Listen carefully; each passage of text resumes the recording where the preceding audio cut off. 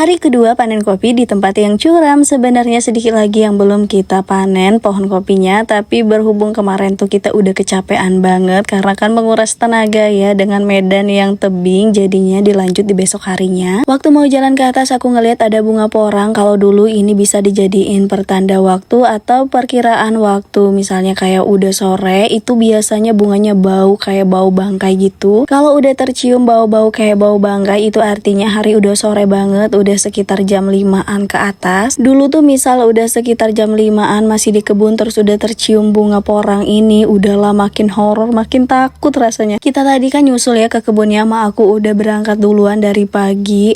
Pas sampai sini udah mau selesai panen kopi atau mutil kopinya, tinggal sebatang ini lagi yang belum. Tapi ya tempatnya masih tinggi, masih curam, masih bisa ngelihat pemandangan walaupun enggak setinggi yang kemarin. Kita tetap kesusahan buat berdiri, kalau enggak kaki bertumpu ke batu atau ke pohon ya tangan yang harus pegangan. Aku nggak bantuin ya, cuma ngeliatin aja sambil ngeliatin perbakalan kita di bawah, takutnya ada beru. Soalnya kemarin itu ada beru juga, mana lagi itu beru tunggal ya. Kalau beru tunggal itu katanya sih lebih galak dan juga gede banget, katanya sih segede kita ya, segede orang. Kemarin aku nggak denger ada suaranya di bawah, tapi waktu aku liatin ya nggak kelihatan, namanya juga jauh. Tapi ya kita ngebuat suara yang besar-besar aja biar dia pergi. Udah pegel nemplok di tanah mau ke bawah takut sendirian, akhirnya aku milih bertahan nemplok di sini. Nenek-nenek mau aja ikut-ikutan perosotan. Tadi tuh mau aku nyemutilin atau metikin kopi di bagian yang gak ada tumpuannya memang. Akhirnya glosor ke bawah, tapi ya untungnya aman ya, gak kenapa-kenapa. Gemes banget ngeliat kopi yang bergelantungan, udah merah-merah semua, banyak lagi buahnya, udah kayak buah anggur gitu. Yang baru perosotan udah naik aja ke pohon. Nah ini sekarang Pak Su lagi ini kayaknya yang perosotan. Bener-bener penuh perjuangan ya panen kopi di sini. Kalau bagian bawah masih enak lah, masih santai, tapi kalau bagian atas ini gedebak-gedebuk banget. Belum lagi ditambah sama banyak semut dan ulet. Kita pulang dari sini gatel semua. Ini udah nggak main-main lah perjuangannya. Panen kopinya udah beres, kita cuma dapat setengah karung. Ini udah diikat, waktunya digelundungin. Biarlah dia mandiri jalan sendiri ke bawah, nggak usah dibantuin. Kita juga nyusul merosot ke bawah karena kan urusan kita di atas ini udah selesai. Waktunya kita ke bawah lagi. Dari kemarin kita ngelihat buah lada atau buah sahang udah banyak yang matang, walaupun belum matang semua tapi sebagian udah. Jadi ya mau kita petikin mumpung hari juga masih pagi, mumpung masih di kebun juga kan, sekalian biar kita nggak mesti bolak-balik ke sini lagi. Pohon ladanya nggak banyak karena udah banyak yang mati, tapi kan sayang ya kalau nggak kita ambilin, nggak untuk ngejual, untuk makan sendiri. Jadilah setiap tahun aku pasti bikin lada untuk stok masak, jadi nggak perlu beli lagi. Beres metikin lada, kita mau mulungin pinang. Ada beberapa pohon pinang di sini yang buahan dan buahnya banyak yang jatuh, jadi mau kita pulungin juga biar nanti ditambahin sama kebun yang satunya. Di sana juga kan ada pohon pinang, walaupun gak banyak tapi lumayan kalau dijual. Kita juga ngambil daging tak bertulang dari kebun mamang aku. Udah itu aku metik pucuk lam toro atau pete Cina buat lalap kita makan. Kita udah ngebekal dari rumah, walaupun kerjaan kita udah beres, kita mau makan dulu sebelum pulang. Pasu lagi nganterin kopi sambil nunggu kita nanjak ke atas. Videonya cuma sampai di sini, sampai jumpa di video selanjutnya.